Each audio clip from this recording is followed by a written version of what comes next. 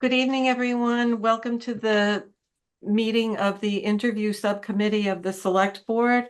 We have two interviews tonight, and before we can start, I would like to read the opening script. So this open meeting of the Select Board Interview Subcommittee is being conducted remotely pursuant to Chapter 2 of the Acts of 2023, an act relative to extending certain COVID-19 measures adopted during the state of emergency signed into law on March 29th, 2023. All members of the Select Board Interview Subcommittee are allowed and encouraged to participate remotely. The act allows the Select Board Interview Subcommittee to meet entirely remotely so long as reasonable public access is afforded so that the public can follow along with the deliberations of the meeting. The public is encouraged to follow along using the posted agenda unless the chair notes otherwise.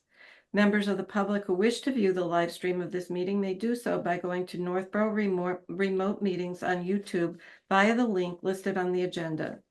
Ensuring public access does not ensure public participation unless such participation is required by law.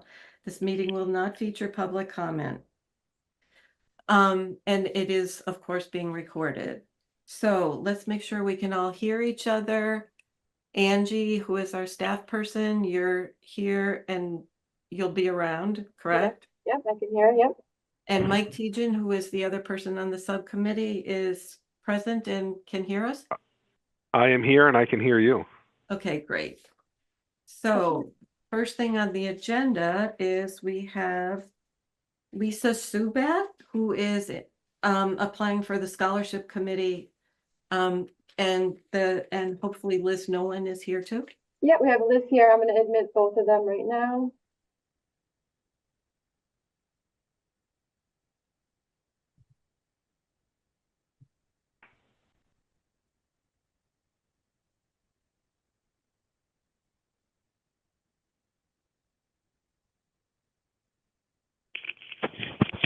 Hi, Liz. Hi, how are you? Good, how are you? Hello. Hi, Liz. Hi, Lisa. I think you're on mute, Lisa.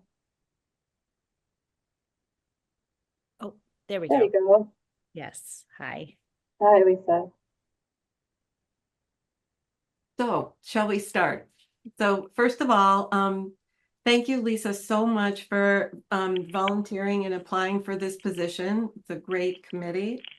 And you know, we have your application, but anybody watching the meeting probably does not. So if you could just explain a little bit about why this particular committee interests you. Sure. I found it just because of an email that you guys sent out about the different committees that you could join through the town. And my son Jason was a recipient of one of the scholarship awards in 2022. So it just kind of speaks to me. I'm a former teacher. I have 6 kids. And so just being able to encourage children to be able to further their education in some way definitely is something that interests me. So yeah, so you have children in the school system and children who are growing up, obviously, and it looks like you have a lot of a lot of background in teaching and kind of positions that require a lot of kind of interpersonal skills. So maybe you could just expand on that a little bit and tell us how you think that will add to the committee. Sure. So my experience with teaching is mostly within our church and with our women's ministry and our youth ministry. I've taught Sunday school classes. I've taught Bible studies to women as well as I've taught at the Northborough Senior Center, the computer classes over there. So I have a history of working with a variety of different age groups and teaching those different age groups and just trying to understand where they come from. I've also volunteered with a homeless shelter for pregnant women and also with the Red Cross. So I've got a kind of a wide breadth of experience within volunteering. So I'm going to ask Mike if he has any questions or comments, and then Liz will explain, you know, the workings of the committee. So Sure. because there's kind of 2 aspects to it, right, Liz? It's okay. So Mike, do you have any questions for Liz? Yeah, Really yeah, felt and in just want to just want to apologize. Obviously, my screen is dark. Just I'm on an old work computer that doesn't have a a webcam, so that's why it's just my name there. But appreciate everyone else having their cameras on. No, I mean I was just going to ask, some more about the volunteer experience, Lisa, which you kind of already went over. Just to expand on that a little bit, but you kind of already did. So, I don't have a whole lot of additional questions at this time. So. Okay, thank you. So we'll turn it over to Liz, the chairperson. Hi, Lisa. All I can say is where have you been? I love that you have all this volunteer experience, and you seem like you have a lot of energy. So our group is small. It will be 6 people with you added on. So we've been working with not a full membership, I guess. And when I started, it was, I think, end of 2021, I think it was. So 2022 scholarships were the first one that I was involved with. And really, part of the what we do is bring awareness to the scholarship committee and the scholarship fund. When I joined, it seemed like not a lot of people knew that it even existed, and I don't think families knew that the scholarship was available. So we have tried to expand it so that not just Algonquin, but other area schools know that it exists, so that it's not always an Algonquin student. The majority of our applicants are from Algonquin, but we do get them from Aspen and St. John's and AMSA. So it's good to see that in the last couple of years come through. Another part of it, obviously, is we don't get anything from the town budget. So what we award is from fundraising. And so that's what we have focused on. And because we're a small group, we are trying to look at bigger fundraisers that bring in a lot for the bang. So last year, what we did for the first time was an online auction, and that brought in, that we were happy with how that went for the first year. We're starting a little bit earlier this year. It starts the Friday after Thanksgiving for that week, so that it has, great holiday gift shopping.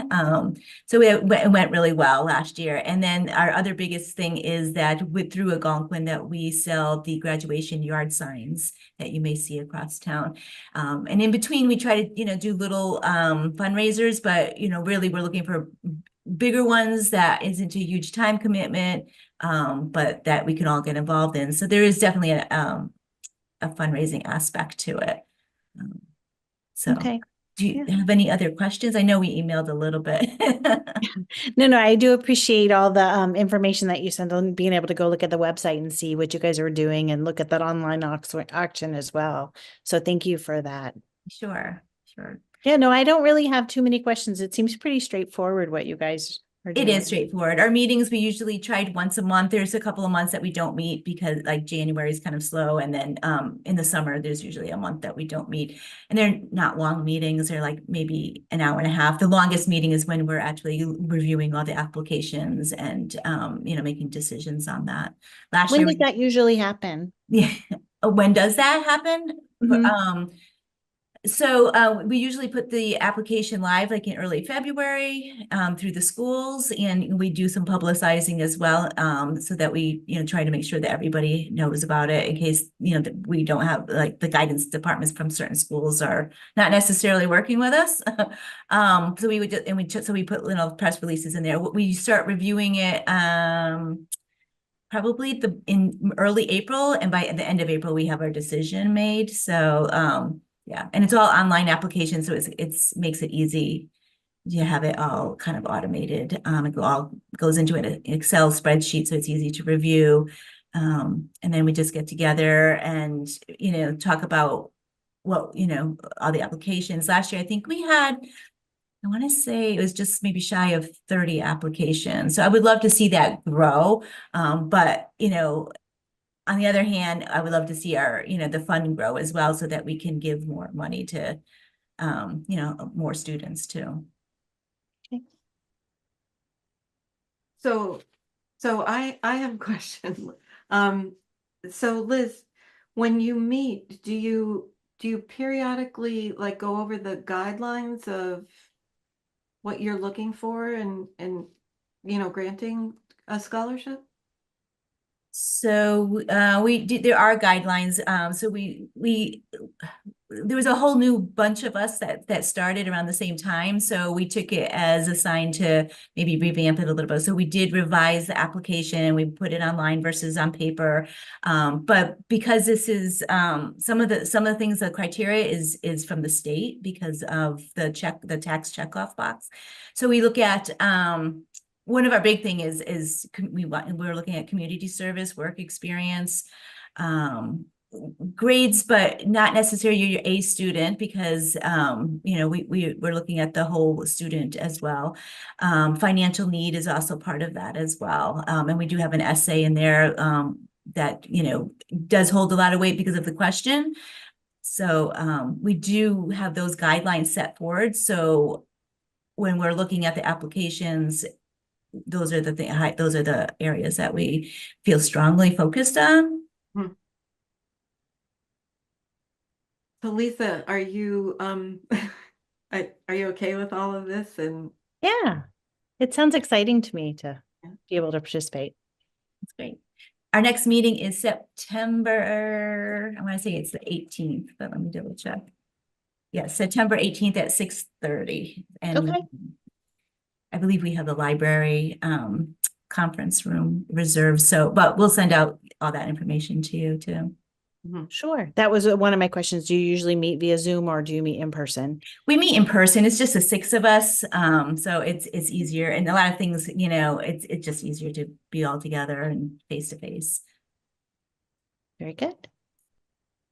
so Lisa, if you don't have any further questions, what happens now is after the we interview another candidate for another committee. Mike and I discuss the candidacies, and then you would have to be approved by the full board. So it wouldn't happen until like our next meeting. Okay. It's just the way, the process. Yeah, no, that's fine. It seems like that's okay. When is the next meeting?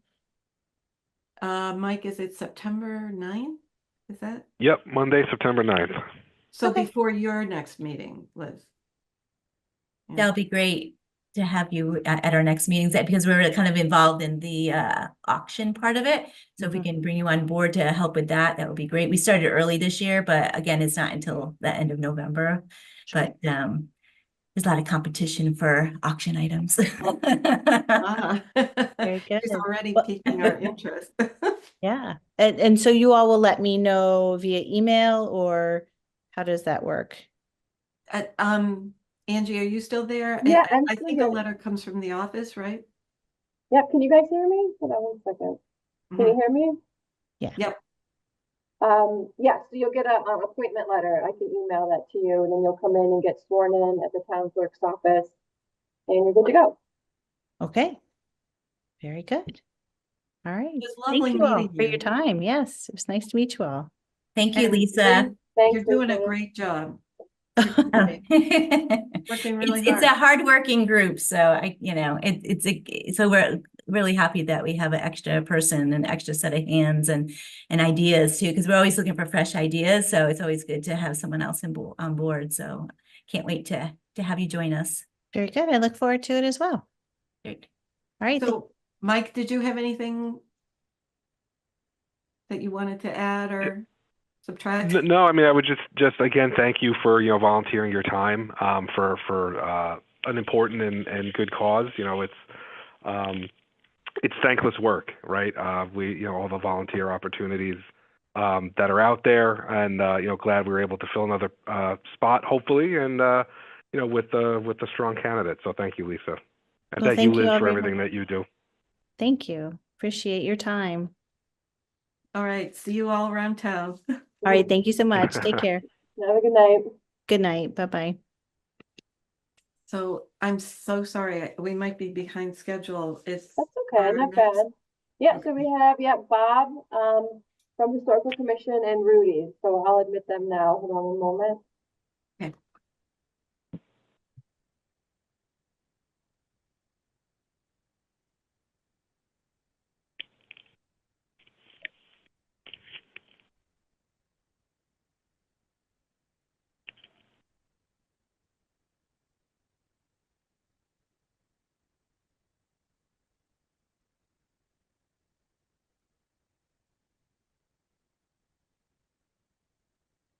Hello. Hello. Yes, I'm here. Oh, good.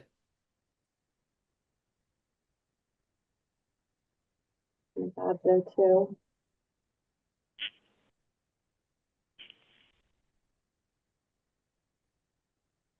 Angie, can you do it from your end by any I chance? was just looking, did that work? Okay, I'm all set. Okay, perfect. I Okay. just had a message. Hi. Oh, good. We're all here, at least verbally. Okay, so I'm Julianne Hirsch. I'm part of the interview subcommittee. Mike Tejan is here, but his computer isn't allowing his picture. Bob, you're chairperson of the Historic District Commission. And Rudiger, you're applying for a position on this committee, and thank you so much for doing that. Yeah, you're welcome. So I just realized at the last interview, I kind of do this thing, this interview process a little backwards. I think it's probably best to have Bob start and explain how often the committee meets and, you know, some of the projects that you've worked on in the past and are working on in the future. Would you like to do that, Bob? Sure. Okay. Sure. First of all, Rudiger, how do you like to be called? Rudy is fine. Rudy. Rudy is Rudy, fine. good. I was Not too hoping that. complicated with the umlaut. The German umlaut, yes. Okay, Rudy. So you have seen the preservation plan. The preservation plan, you mean it's a 135 Right, page. the big document. That's right, yes. Right. Yes. Okay. So you have a good idea of that. And in that plan, some of our objectives for the upcoming years are in chapter 7. We can discuss that further. In terms of the committee, we have currently 7 voting members and 2 alternates. According to the town bylaws, we can only have 7 voting members and up to 7 alternates.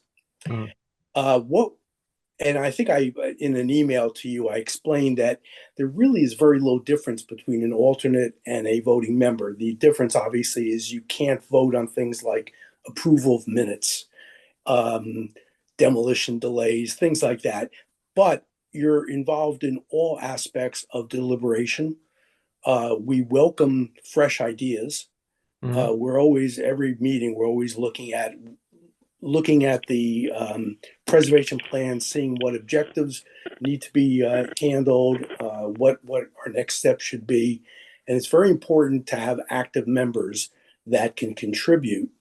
And there are a lot of tasks that need to be done. There's a lot of volunteer work around town, and there's no difference between a voting member and an alternate member. I myself was an alternate for about 2 years, and I was very active in putting together a preservation plan and a lot of other things. I became a voting member, and soon after I became chair, miraculously. And I didn't notice a difference, except that I was able to vote on the minutes. And what we're looking for is someone that can contribute. It looks like from your application and your resume that you have some experience in preservation of old homes, and you have a passion for that, which I think is important, and that's what we're looking for. I think that's the most important part. Yeah. Yes. Passion. Right. And in addition, keep in mind that the Historic District Commission is really a combination of 2 commissions. We have the Historical Commission and the Historic District Commission. And the preservation plan is basically written for both of those. The Historic District Commission, currently the town has 2 historic districts.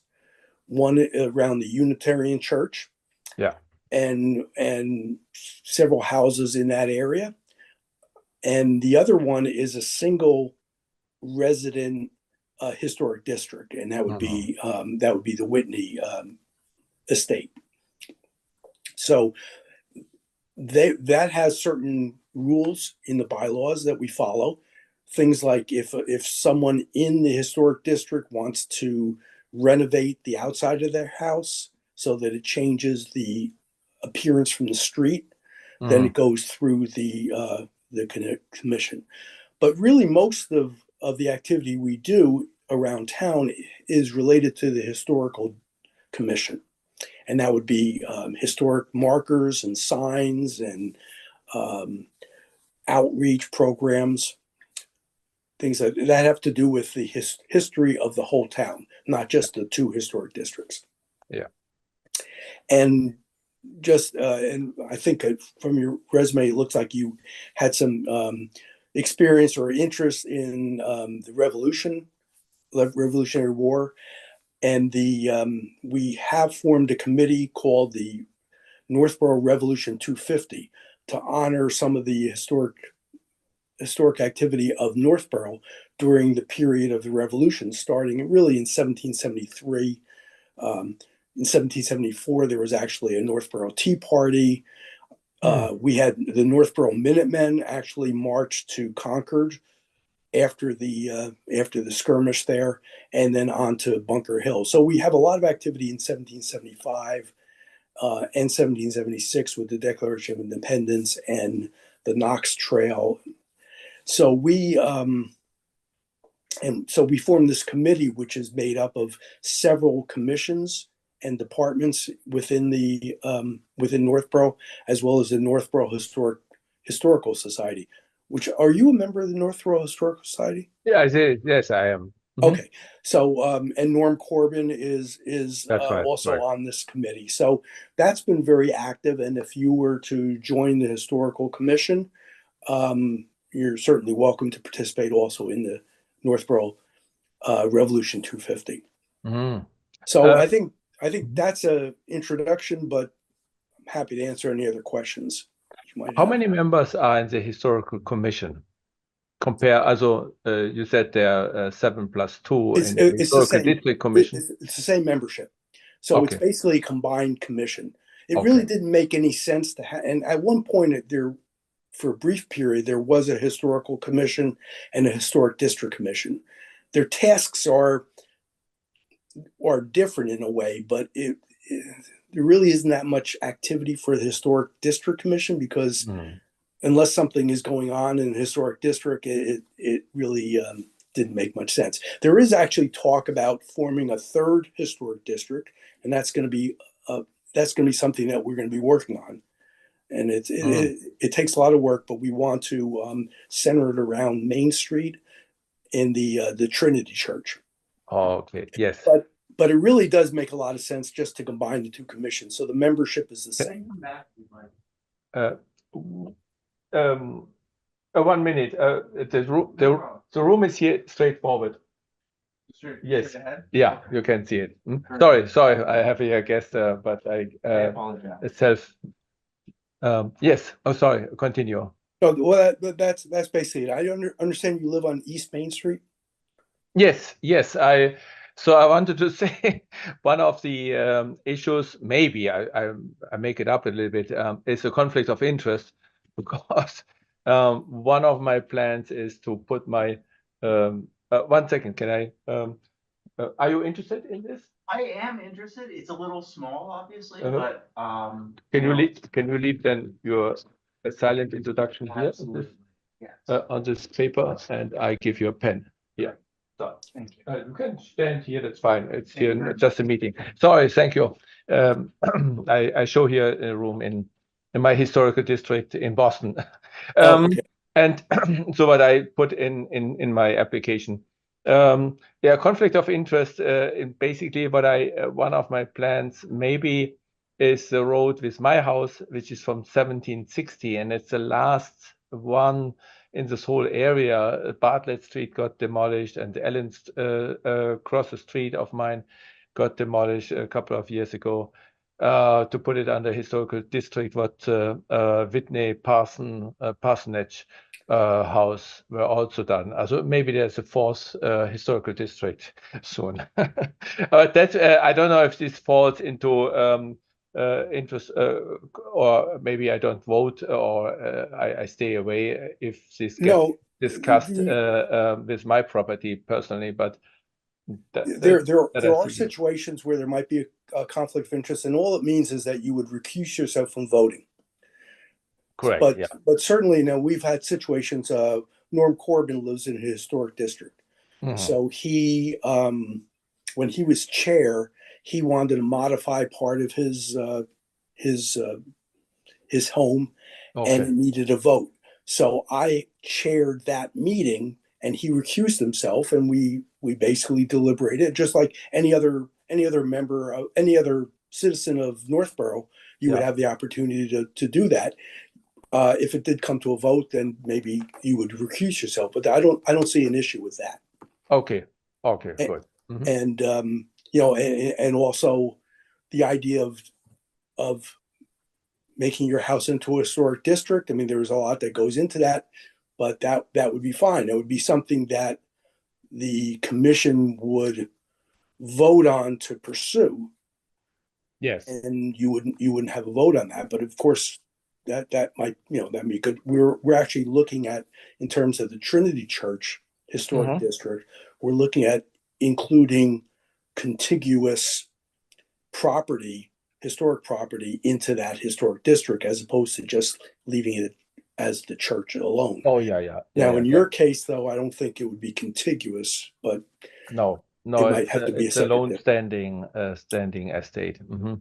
right. No, we're very strict about that. If there's any, and there's other instances where a member of the commission owns property that is being discussed, and of course that does get separated, and they do recuse themselves from Yeah. deliberation. Yeah. Okay. Good. Mhm. Okay.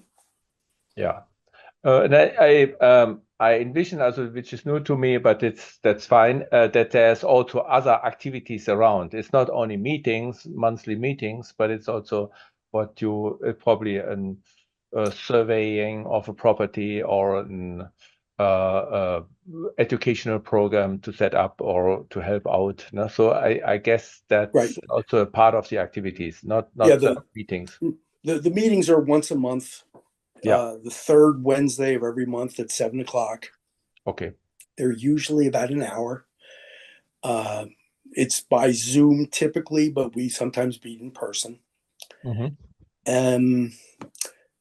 But you're right. There is a lot more activity than just once a month. It's we usually set goals and objectives for the next meeting, and there's things like Apple Fest, and we're always participating in various activities in the town that affect the historic district. And as I said, I mentioned historic markers, historic houses. We write letters to homeowners to encourage them for preservation planning. It looks like you have some strong interest in preservation planning and trying to Oh, yeah. save old houses, and that's what we need. Okay. Okay. Yeah. Yeah. I was witness already, unfortunately, to a couple of properties which got demolished on Hudson Street. I think the Rice House, it called the Rice House. I was the last one, basically the last one who was in the house, and swirled around and made hundreds of photos, and took 2 doors. Right. I'm so crazy that I take even old doors out of old houses which got demolished. Yeah, well, I think I'm not sure. Yeah, I was involved in one of those. We on Hudson Street where we went through the house. It was pretty dilapidated, but we did the best we could to save parts of it. One thing, if you look at the town bylaws for historic homes, Yes. It basically is the rules for demolition delay, Yeah. and there's Not much. there's very little we can do. What happens is, if a house is 100 years old or more, and we determine that it is historic, then there's an automatic demolition delay of 6 months. And at that 6 time, months. we basically you encourage the owner to either try to save the property or save parts of it or whatever. But that's the limit of our power. And it sounds like you have some ideas about what to do during that demolition delay to save the property. One second. We call each other? Yeah, we can. So you are interested? It's a little bit small, but It's a little small, but I mean, Do you it's a come with- lovely area. are you coming with furniture or not? I would have only a small amount of furniture, so Okay. I wouldn't have too much. Okay, but so you just a would mattress need it. and- Mhm. Yeah, so a big space is not important, but You I- cannot just sleep upstairs. So in the loft, as you can see, no? Oh, yeah. So the bed can be taken out. okay, No? yeah, Okay, Well, I thank you love- for coming. thanks. And I put my information there, and I'll be Wonderful. in touch with you. Yes, yes, Thanks thank very you. much. Thank you for coming. Yes, so sorry. Well, anyway, again, it sounds like you have some experience in that. And if we were, and we actually have a demolition delay, or we have a demolition meeting coming up probably September or October. And what happens is if there is a demolition delay, that's where the commission would come in to try to make suggestions as to how to save the property or save parts of the property. But ultimately, it's the owner's it's the owner, the owner's decision what to do with it. But we can at least make suggestions, and that's where I think you could contribute. I wrote it down in my application also, and I'm happy that Mrs. Hirsch is here from the board. Is obviously a $0 solution. How far is this one property per plot intact or enforced, let's say enforced, and could be not waived for historical purposes? So I have two things: either to put historical properties, move them, no, if with private money, of course, not with town money, what I envision, into properties which has already a house, but would have already also space to take another house there. A or B, that the new owner who purchases property can build around it without disturbing it. An example is, you can look it up in the internet, is the South End.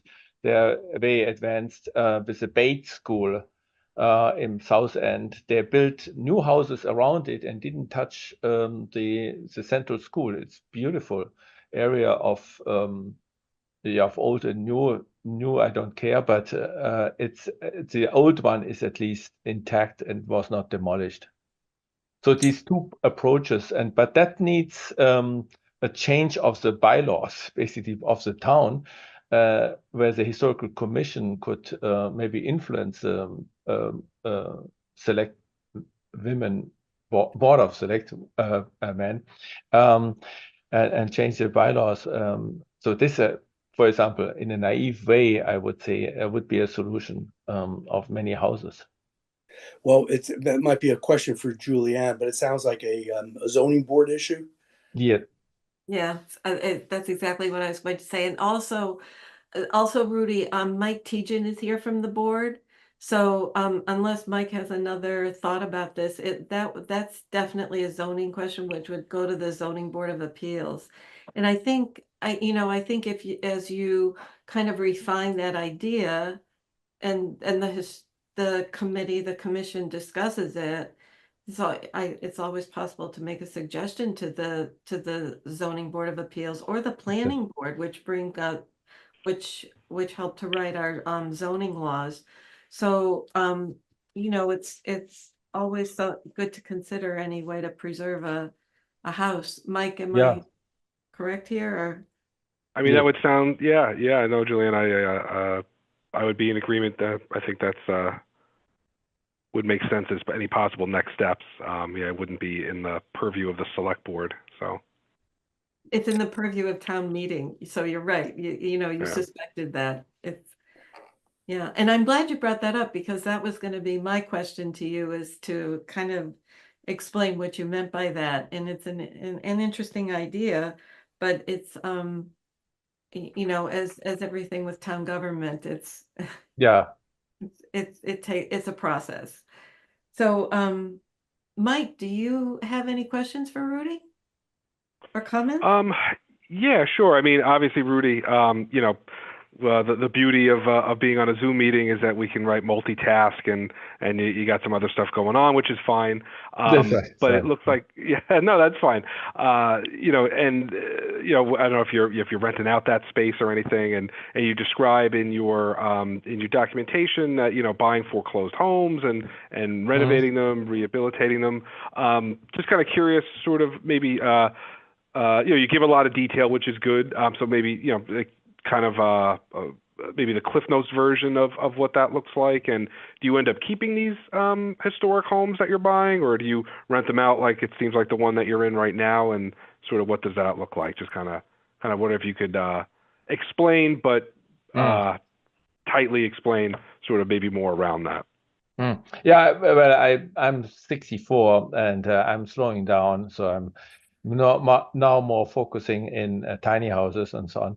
And so the house which I am standing, I bought 1994, and 3 years. Also, I was so shocked from United States, unbelievable. What I described from a pulverized city, also not destroyed, pulverized.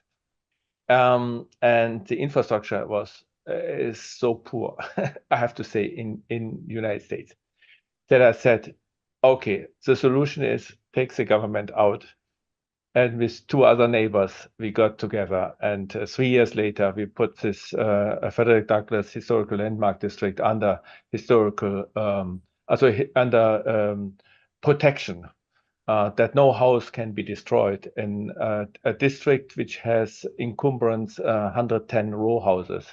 And I went totally into it. I adopted basically the, honestly, kind of the first house owner who built the house is Robert Reed Payne, and that is the great-grandson of Robert Reed Payne, the same name, one of the 4 designer of the Declaration of Independence. And here we are at the Revolutionary War. So I mean, I'm in the middle of it, and then I was very entailed in the history of United States. Also in the middle of the history of United States, much more, I have to say, as the 30 years before in Germany, because history was self-speaking. We didn't spoke about this and made some letters, one letter to the mayor of Düsseldorf as a child, but not more. So this is how I got involved in it very deeply. And from then on, I saw that the interest of Americans in general in real estate is not historical houses. This is for them work and nuisance, and newer is better. So that was my understanding. And so I ended up with foreclosure houses to buy them and rehab them. And so I did it, I think, 4 times, yeah, around 4 times now. Yeah, but this is ending.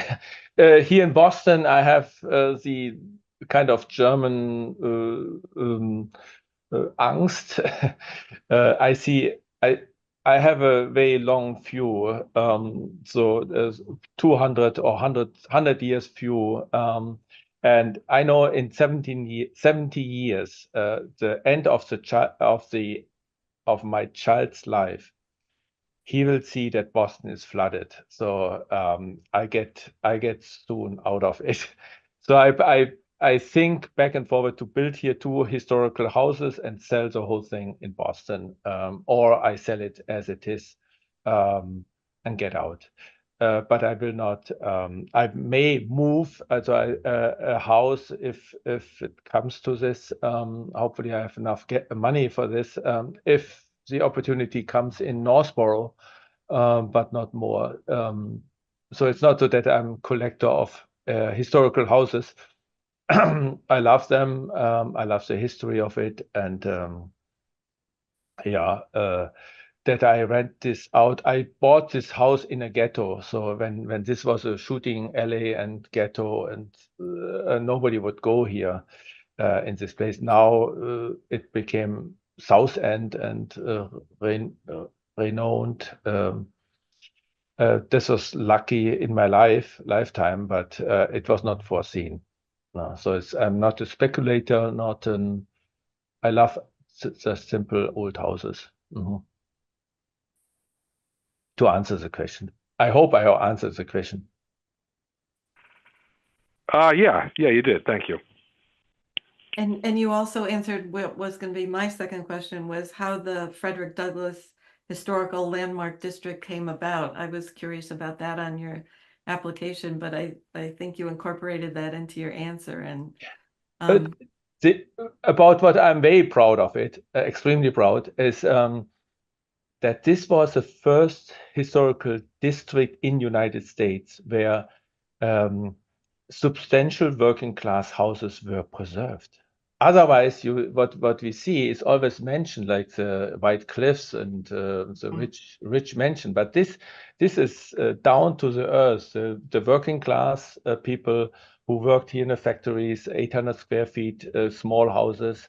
And so that's this I like very much also on top of it. Also, nothing against rich people, that's fine. And I like that they preserve the history and all these kind of things. But I think the poor people, the paupers, as they called in Victorian times, they are forgotten in history. So that's good that they are here preserved in this district. well, it's a huge part of history, right? It's history made only in the mansions. It's Exactly. So to do this, did you worked with the city officials? Yeah, exactly. They have a historic district commission or a historical commission? Yes. But you weren't a member of that. You were. No, I was as not a member. No, I was 3 years. I could barely speak English somehow, but I mean, I know I had English in my school, and so with Maura Fitzpatrick back then, and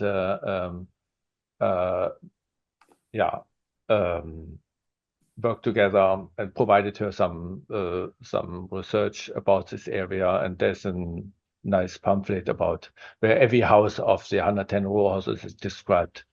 So yeah, that was nice. It's interesting that you were able to navigate the city bureaucracy in that way, being an outsider. No, I say to my 6-year-old child, the playground of him is in the back of the town hall in Northborough. My playground is the town hall itself. To understand that in here, I feel every door is open. You can go in, ask people, get some paper, get some information. In Germany, every door is closed. No, we are not responsible for this. No, go there. No.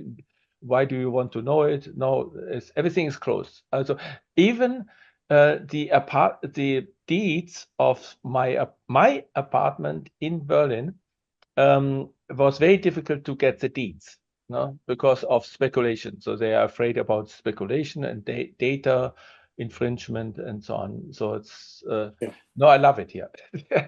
That's open door here. That's the playground. So Rudy, when you did the Frederick Douglass landmark area, were you the person who went back and got all the history of it? And not all, no. A few things. I mean, I was not so advanced. Internet was not available. I went to Waltham, where the Robert Treat Paine had his summer house, for example, and they have a whole library, as a section of the library, for example. I went there and got some information from him. Wow.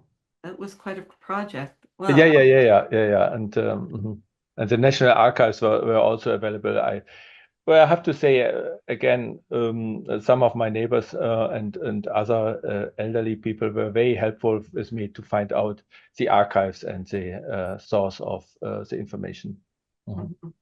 And then my intellectual education basically is research, and if it's science or history, it's only marginal. Wow, very impressive.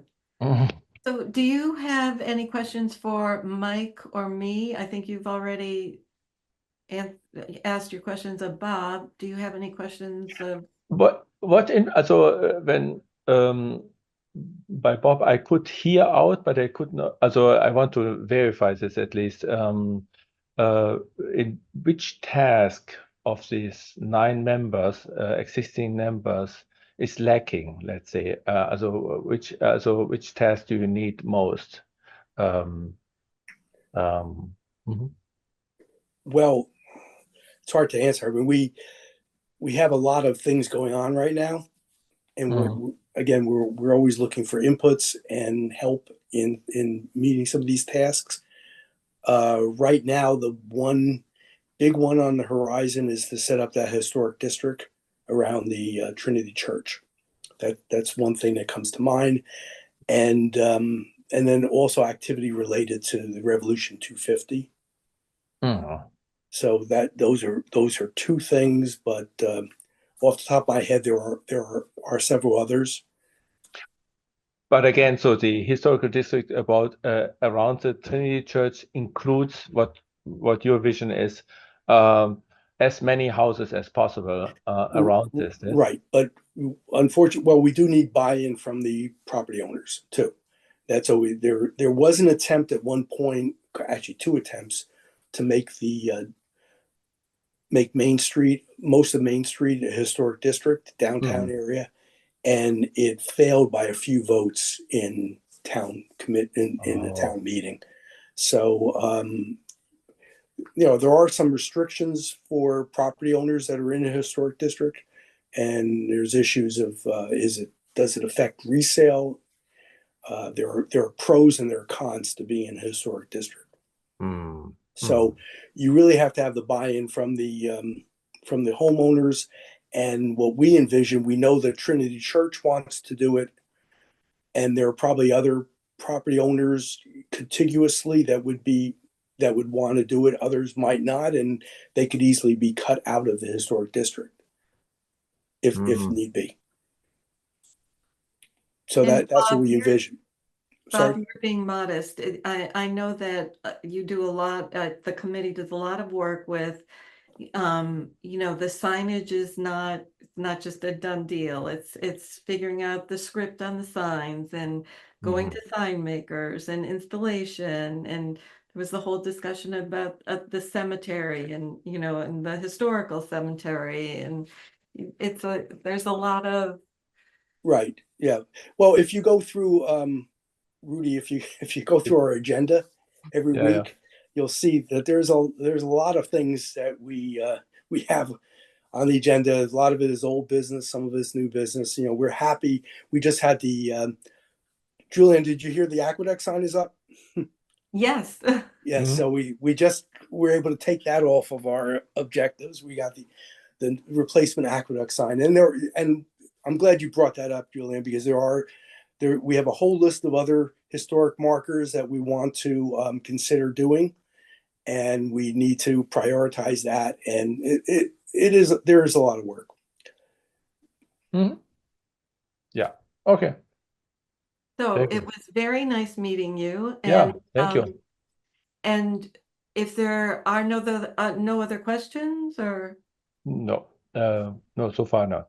Okay. So if there are, you can contact me, and I can get the answer from Bob or. Okay. Yeah, good. But so what happens is, after this meeting, Mike and I have a little discussion about how to how to move this forward. When it will eventually come to the full board, so we're not the deciders. But, it's the process, and we hope it's a fair process. So okay. It was very nice meeting you all and seeing you, Bob. Julianne, just for my information, so when the full board makes a decision, you'll let me know. Absolutely. Right. Yeah. And I had offered to allow Rudy to attend our September meeting as a guest. Yeah. So meetings are open to everybody. Yeah. So that's our plan. And Rudy, I'll send you that information. I'm not sure how long this process will take, but at least you'll be able to attend the next meeting and introduce yourselves. Okay, thank you. Thank you. Bye-bye then all Thank you. together. Okay, thank you all. Take care. Nice to see you. So, um,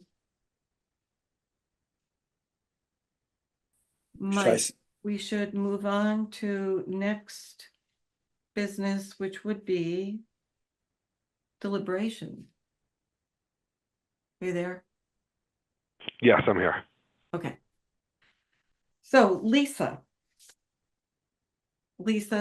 had a great interview. She's certainly passionate and certainly has a lot of experience in working with people interpersonally. And you know, Liz gave her the rundown, and I obviously understands now that it's scholarship applications and there's the parts of fundraising, and she seems to be very enthusiastic about both. So I feel good about moving her forward.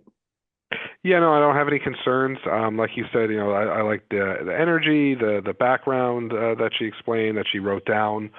Looks like they had been a recipient of a scholarship previously, her son. So it's kind of her way maybe of kind of paying that forward and helping out. So I think I'd be comfortable moving forward with Lisa. Me too. So I'm going to make a motion. I move that Lisa Subat be recommended to the full select board for a position on scholarship committee for a 3-year term to expire April 30th, 2027. Second. All in favor? Do you vote aye? Aye. And I vote aye. And so we will bring that to the full board. And next we had Rudiger Volk for Historic District Commission. And he certainly has a lot of passion, and his application was so impressive with the things he's already done in in the city of Boston. And it'd be wow, he certainly has a lot of experience in a lot of different areas of historic preservation. I think he had a good interview, and I'm wondering what you think. Yeah, no, I mean, he certainly provided a lot of written information in his responses, so that was good. Yeah, it definitely came off as somebody who has passion around, historic properties specifically, right? From his own involvement in them, and sort of based on the questions, he was asking Bob and kind of how things work. So, yeah, impressive amount of information that he was able to provide, both in the interview itself and through the materials he provided. Mm-hmm. So I do have to say though that there were 1 or 2 things in his application that I think needs to be completed. And just as a formality, I think that we should vote on Rudiger at our next meeting and just ask him to come in and do, and complete his application. It certainly is not a big deal, but just to keep things, on track. Are you okay with that, or? Yeah, no, yeah, certainly. I mean, if there's something, even if it's technical or whatever, that's missing that we need, best to have that standardized process, and then we'll get that additional information from them, and we can make a vote at our next meeting of the subcommittee about moving forward to the select board. Yes, even if we call a special meeting, but just to keep it, on track and follow the process. So, I guess that would be, I'll make a motion that we postpone voting on Rudiger until our next meeting. Yeah, second. Sure. Okay, and all in favor? How do you vote? Aye. And I vote aye. Okay, so minutes. All right. Are we ready to move on? Do you have any other things about? No, we can move on. Okay, so The April 2nd, let's start with the beginning, April 2nd minutes, which were, that was Kristen and Lisa interviewing for ZBA. I actually do have a correction on that, which I just realized before, minutes before the meeting started, and that would be under Jacob Jones. It says he has attended a fire station meeting and some select board meetings, but not watched any ZBA meetings. Mike, I don't know if you were on the, I don't think you were on the board then, because it was still Kristen then, but we clarified that he had watched several meetings. So, I'm going to ask that these minutes be amended to read. He has attended fire station meetings, select board meetings, and ZBA meetings. Angie, are you there? Are you okay with that? Yeah, I can definitely fix that. Yep, I'll amend that. Okay, thank you. So I'll make the motion that the April 3rd meeting minutes be approved as amended. Is there a second? Second. All in favor? Aye. And I also vote aye. Okay, the April 3rd meeting minutes, I was there and I think the minutes were fantastic. Do you have any corrections? I do not. Okay, then I will make the motion that the April 3rd meeting minutes be approved as presented. All in Second. favor? Oh, second. Okay, thank you. And all in favor? Aye. And I also vote aye. And then the June 24th, you were there. And I didn't see any corrections that needed to be made. How about you? No, it was no corrections. Okay, then I'm gonna make a motion that the Monday, June 24th meeting minutes be approved as presented. Second. And then, how do you vote? Aye. And I also vote aye. Okay, is there any other business we need to attend to? I don't have any other business. Angie, do you have anything else for us? No, that looks good. We covered it Okay. all. Then, Mike? Yeah, I'd like to make a motion to adjourn. And I'll second that. All in favor? Aye. And I also vote aye. Thank you so much, Angie. Thanks Thank to you. everyone. Thank you, Angie. participating.